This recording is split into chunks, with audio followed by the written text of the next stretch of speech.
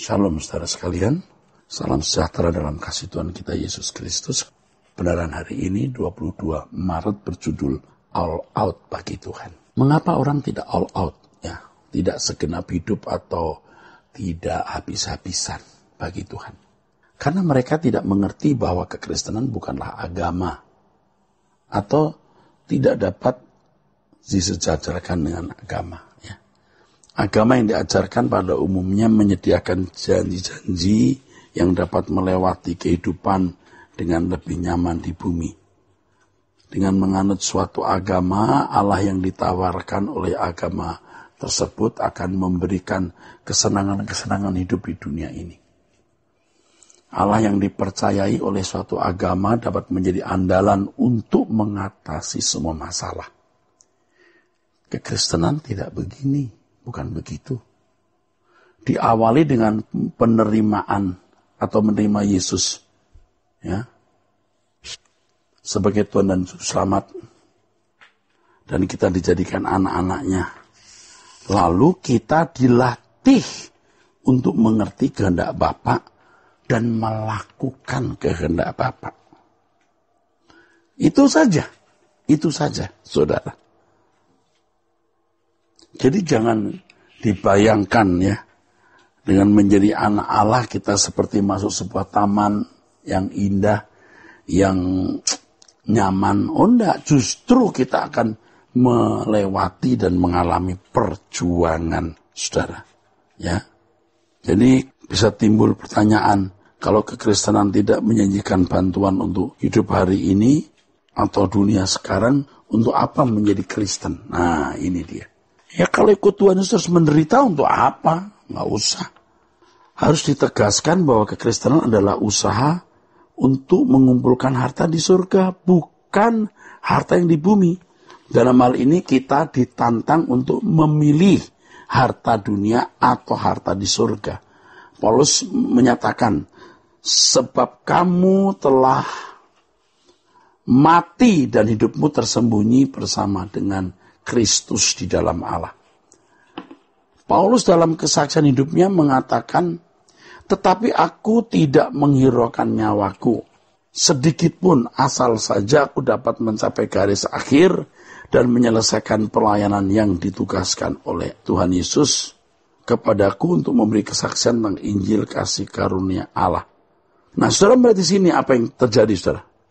Bahwa kita ini sudah mati bagi dunia dan hidup bagi Allah. Sebab kamu telah mati dan hidupmu tersembunyi bersama dengan Kristus dalam Allah. Jadi tidak heran kalau Paulus mengatakan ia tidak mengirukan nyawanya. Ya udah mati. Yang penting dia mencapai garis akhir. Dia sudah mati. Nah, bagaimana kita bisa memiliki pengalaman hidup seperti Paulus? Sudah mati. Jadi nggak tersinggung lagi, dilukai tidak balas dendam, ya kan?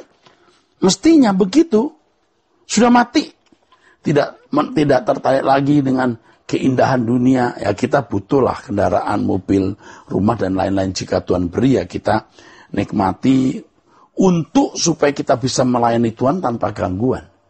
Ya kalau kita nggak punya rumah, kita numpang-numpang orang yang nggak bisa lah kita melayani Tuhan dengan baik. Tidak jadi kesaksian, saudara. Jadi ini penting untuk diketahui, saudara. Mati.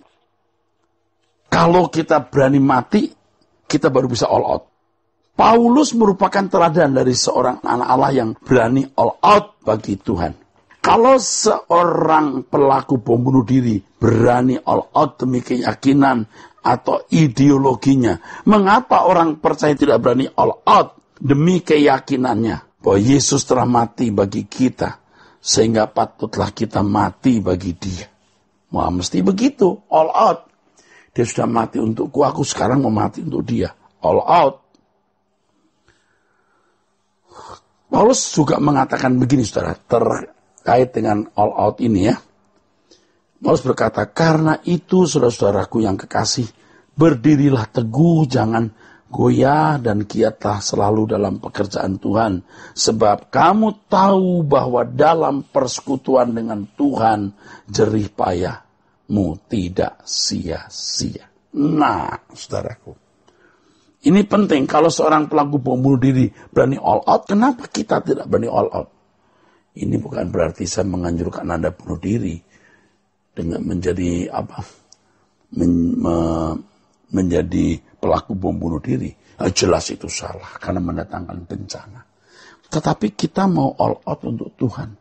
Irama hidup all out bagi Tuhan harus merupakan irama yang biasa terselenggara, irama yang menyatu dalam kehidupan kita ini. Sehingga kita dapat mengutamakan Tuhan dalam kehidupan ini dan menjadikan Tuhan sebagai segalanya. Akhirnya, kalau seorang sudah biasa all out bagi Tuhan, maka ia tidak bisa lagi hidup tidak all out. Di sini seseorang barulah dapat sejalan dengan Tuhan. Ibarat kendaraan kecepatannya makin seimbang. Seimbang dengan Yesus. Kalau misalnya Yesus 100 km, kita baru 30 km, waduh kita nggak bisa ikuti dia. Tapi makin hari makin cepat, kita bisa mengimbangi Tuhan. Moral karakter kita harus agung, supaya kita bisa mengimbangi keagungan karakter Allah. Alkitab menyatakan bahwa iman tanpa perbuatan seperti tubuh tanpa roh. Yakobus yang mengatakan ini. Hal yang harus kita perkarakan adalah perbuatan apakah yang ada pada kita yang menunjukkan iman kita. Ya, bila tidak ada tindakan apa-apa berarti belum memiliki iman. Jadi iman bukanlah sesuatu yang abstrak, tak terbukti. Iman memiliki perwujudan, yaitu tindakan yang konkret. Ini iman. Ketaatan Abraham menuruti perintah Allah untuk meninggalkan Ur Kasdim dan ketaatannya bersedia mengorbankan Ishak, anak satu-satunya di hari tuanya, bukti daripada integritas Abraham yang rela kehilangan apapun dan siapapun demi melayani perasaan Elohim Yahweh, Allah yang dia sembah. Ini namanya all out, ketaatan all out. Dan Yesus sendiri memberi teladan kepada kita. Yesus mati di kayu salib, dia taat sampai mati, bahkan mati di kayu salib. Itu sebuah tindakan all out untuk Bapa di surga. Kalau kita mengaku anak-anak Abraham, kita harus contoh Abraham yang all out. Kalau kita mengaku pengikut Yesus, kita harus all out seperti Yesus. Jangan berkata, oh Yesus all out kalau saya tidak perlu. Dia all out untuk aku. Oh ya, dia all out untuk kita. Tetapi kita juga harus all out untuk dia. Apa itu? Dia ingin kita dikembalikan ke rancangan Allah semula. Dia ingin kita menjadi pribadi agung seperti dirinya. Dan ini tidak bisa terjadi atau berlangsung dengan sendirinya atau secara otomatis. Harus lewat sebuah proses. Jadi saudaraku sekalian, harga iman yang benar itu all out. Seperti Abraham meninggalkan Ur Kasdim, itu all out. Harus mengorbankan anak-anaknya Ishak, itu all out. Itu harga yang harus dibayar untuk memiliki iman yang benar. Iya. Kalau kita all out, wah Tuhan pasti menyertai. Haleluya. Nggak mungkin Tuhan tidak menyertai.